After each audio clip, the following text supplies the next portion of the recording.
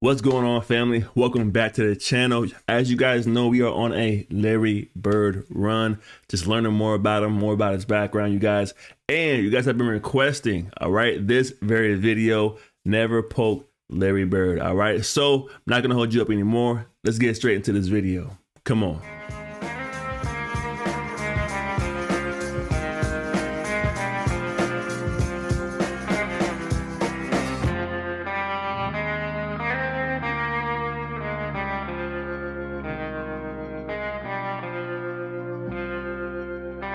While I was in college, I used to watch and get Sports Illustrated, and I remember seeing Dominique Wilkins. I said, man, I would love to play with this guy, not knowing anything about the Hawks, but it was like, I would love to play with him.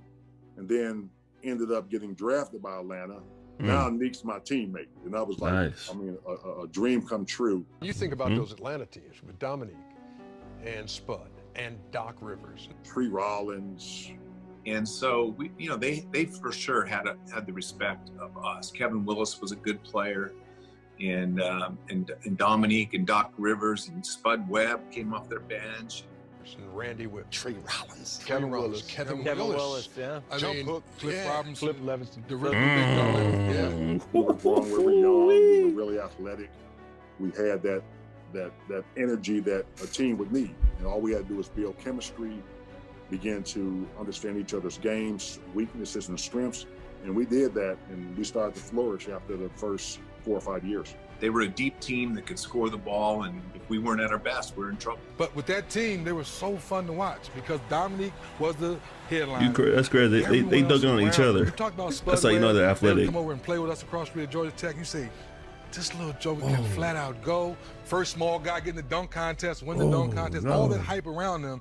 The question would be, when it got crunch time, the other team would outsmart them. That was their downfall. That was a pretty good bunch to not win it all. And they had that one, remember the Dominique, Larry Bird, big shootout? It's game 7 in 1988 against the Atlanta Hawks. Dominique and Larry Bird. One of the most clutch moments. I remember watching it as a kid. Got me hyped. I went outside and started shooting outside the playground, pretending I was both of y'all. But 1988. that had to be one of the best Conference moments. semifinals. Neek and Bird.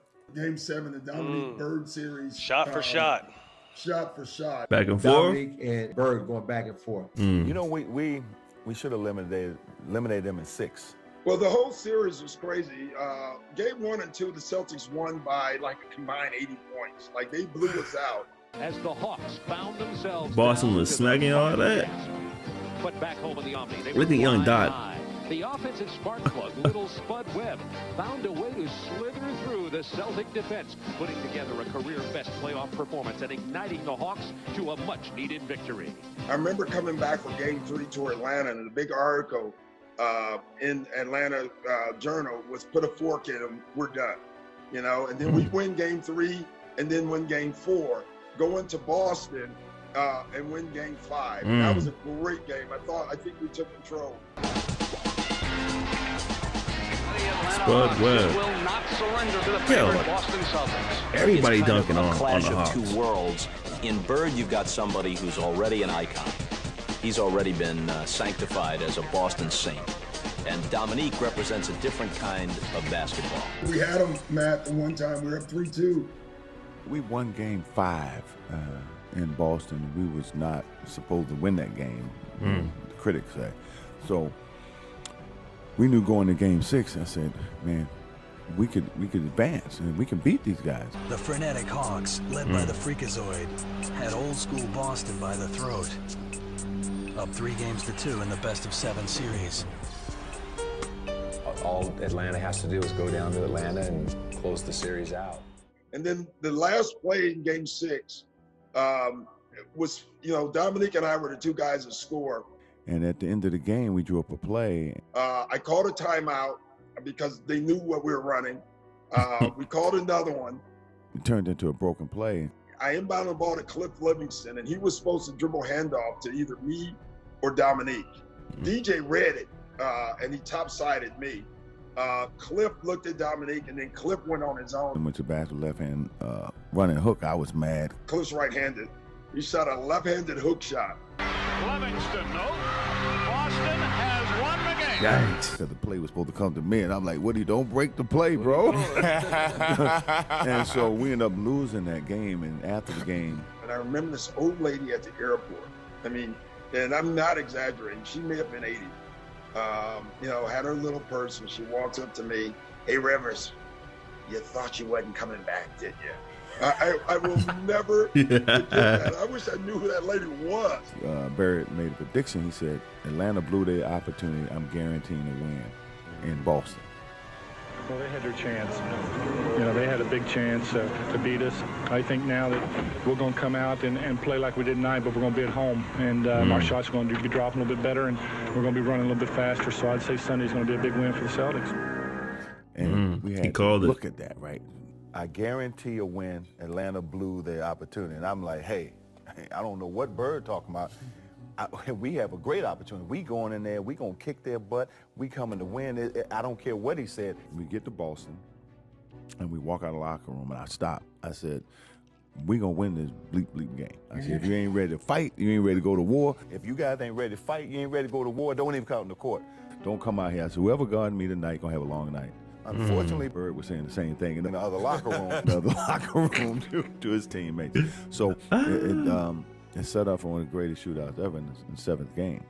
And I remember Larry Bird, he passed by our locker room. He like, there's nobody in here can guard me. But he was just playing though, yeah, because he was free. I remember before this big game against Dominique, that Larry was out shooting, and I was out shooting early at one end of the court. Larry was down at the other end, and I noticed that Larry was down there like shooting left-handed jump hooks from like 12, 15 feet. Now, he made left-handed shots, but I saw him shooting right-handed jump hooks from 12 or 15 feet. And I went down there and go like, what are you doing? He goes, my Achilles tendons are killing me. My step back it won't work tonight. I need that jump hook. And he made something that game. I mean, it's just unbelievable. That just tells you his confidence. It tells you what kind of a player he was, just to have a game plan of what shots he was going to make that night. So, and for him to play through the pain like that too, so he knows what his weaknesses are. He makes the adjustments and then turns around and works on a different move. That's kind of fire, bro. Come on. Just to have a game plan of what shots he was going to make. You guys are always saying he's a smart player. Listen, that's smart as hell. Set up for one of the greatest shootouts ever in the seventh game. Despite Bird's brash words, the Hawks seemed unintimidated. And it would quickly become apparent that if Larry was to make good on his prediction, he would have to contend with a high-flying Dominique Wilkins, who would simply play the game of his life. Dominique was a Carlo, bro. We came into Game 7 with the right mindset, believing that we would have a chance to win Game 7. You know, it was one of those Sundays in the Boston Garden, hot, crowd crazy. They expected they were going to win. I don't think they expected to have a tussle like they had in that game. Game 7 would go down as one of the greatest games in NBA history. Dominique was an unstoppable player. No guy could guard him in the league man for man. You could see his competitiveness. You could see his determination in that Game 7.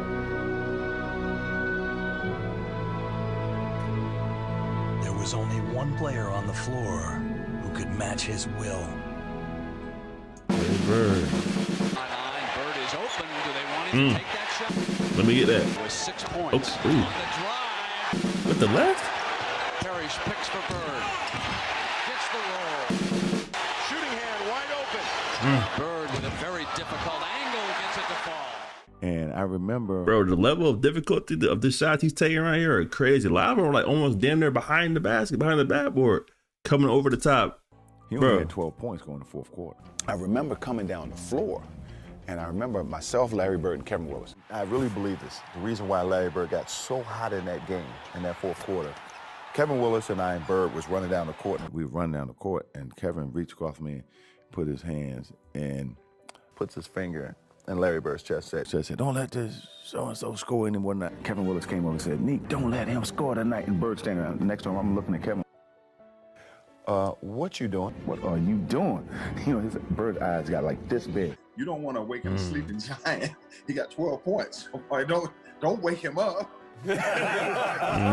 He knew. He knew. Leave him sleep. Let him stay asleep. Yes. What you doing? You don't wake up a sleeping giant. And his eyes got that big. You know, it's like his eyes got this big. I look at Kevin, what are you doing? And from that point, it was a shooting match. That fourth quarter was unbelievable. On the drop, Bird with a reverse wraparound. Wilkins from the perimeter. That's one of the offense. Bird is open. Do they want him to take that shot? 3-on-1. Larry was torturing him.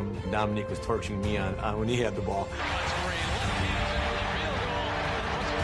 You gotta show that respect, though. That fourth quarter, maybe the best fourth quarter as far as mano-mano of all time. Damn, I'm about to watch that.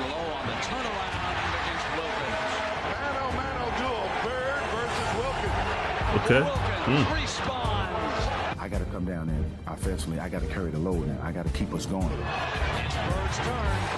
Oh, they both cooking. Golly. I remember sitting down before the fourth quarter, and I'm watching the game. And I remember they took me out for a blow, and Cliff Livingston came in the game, and he got hot. And I remember Coach said, all right, Nick, go in there and slow him down. I said, slow him down? He hot now. Forget that. That's the only thing I can do is try to match him bucket for bucket. That's what turned out one of the greatest fourth quarters ever. So we're playing, the ball goes up. You know how you clear space, you get that rebound every day. You're not even worried about it, because I push it and I go up to get it, and all of a sudden, man, there's just a force all over my shoulder. He grabs it, he dunks it. You know those short shorts? They were right here. I tell you right now.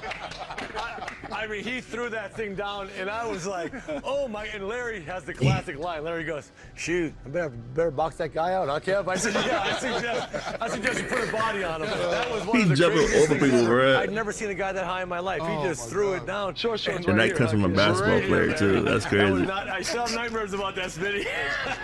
Obviously. You had 47 in that game. Larry Bird had 34, but 20 of those In that quarter. But like I said, I think he ended up with 34 for the game. Damn, he was cooking for real. Ooh. I don't think it was so much edge they had. I just thought it was a player that they had, and that was Larry Bird. Damn. It's kind of blowing my mind, bro, doing these Larry Bird reactions, bro.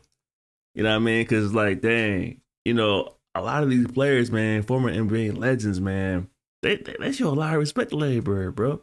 But, like, nowadays, people don't, like, they don't speak of him in such a high regard. You know what I mean? We all know he's great, but we never understood how great he was, man. Like, it's a time difference, a generational difference, man. But looking back at it, bro, he put the team on his shoulders. Larry's that guy, bro. In that fourth quarter. He got people shook out here, dog.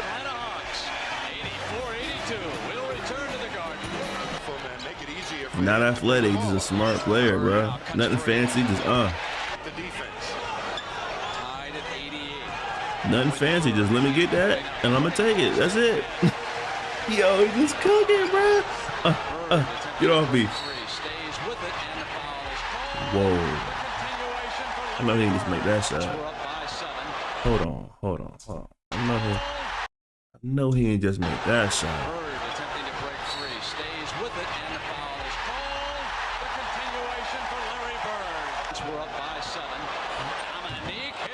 Dominique ain't having it.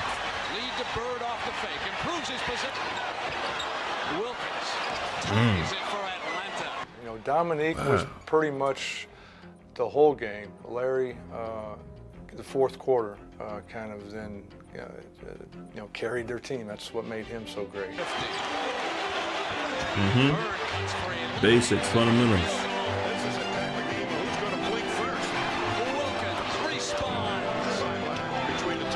It's like two little kids in the back alley going at it in an NBA game.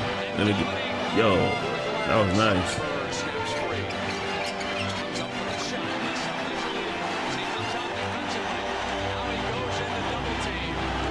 They getting that ball to Bird.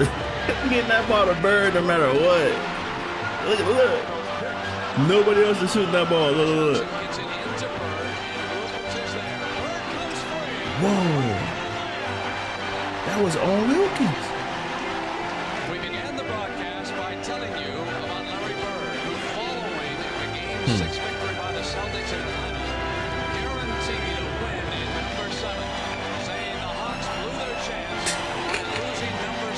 That boy talking hella trash. Look.